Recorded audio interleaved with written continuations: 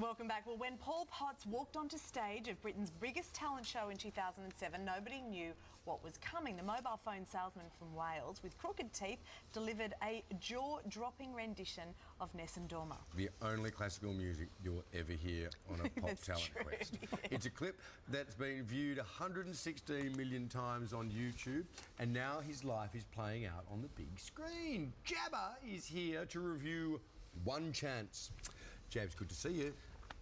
Good to see you, Andrew. Good to see you, Mon. We love an underdog story, particularly when that dog is a Saint Bernard.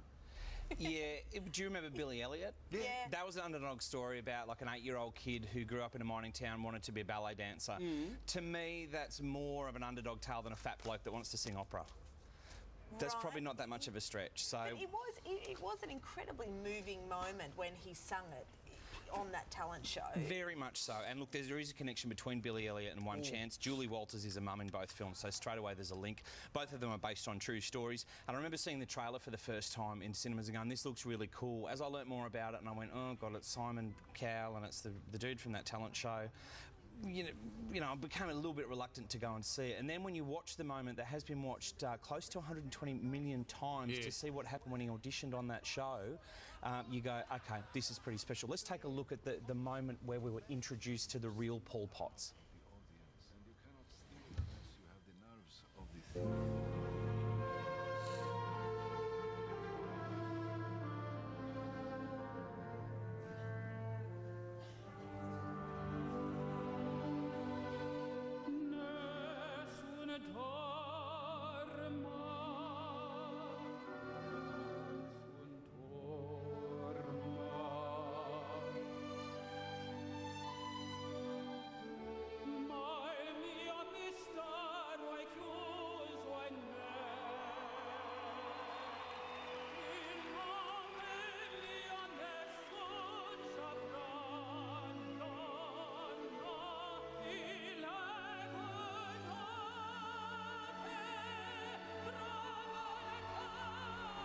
So you get the idea, you know, jaw-dropping performance. I was in There You Go, Grandma's Crying. Voice, Paul. Yeah, like incredible. You know, it's very hard to beat someone that's got an incredible voice. The sad reality is that Simon Cowell, who we saw there, it's his production company that make the movie One Chance. Simon signed him to his label when he won the competition, got dropped because he wanted to pursue an opera career. So they leave out a lot of stuff. They leave the movie at the high point.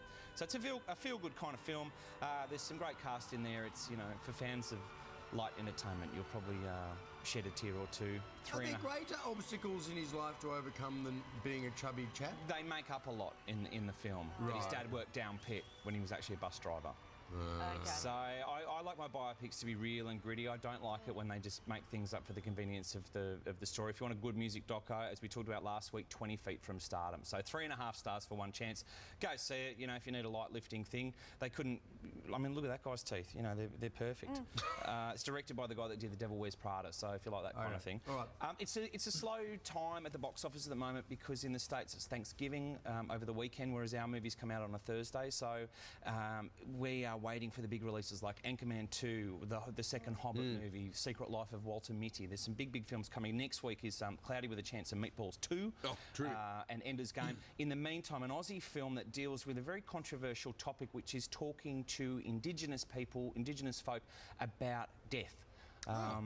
At the beginning of this film, The Dark Side by Warwick Thornton, who gave us the beautiful Aboriginal love story, Samson and Delilah. It says, you know, warning, Aboriginal and Torres Strait Islanders may, you know, be distressed by the following images. Basically, Warwick's collected a whole bunch of ghost stories, and I love ghost stories. I don't know if you've ever been to the North Head Quarantine Station and done the ghost tour. I get freaked out, and it took me 3 minutes into this movie where a lady's recounting a story of lying on a mattress and feeling her head pushed down into the pillow before seeing a creature on the wall scrabbling around, that I was watching in daylight and I started to look around the room freaking out. Verdict? Verdict, 3.5 stars for Warwick Thornton's The Dark Side.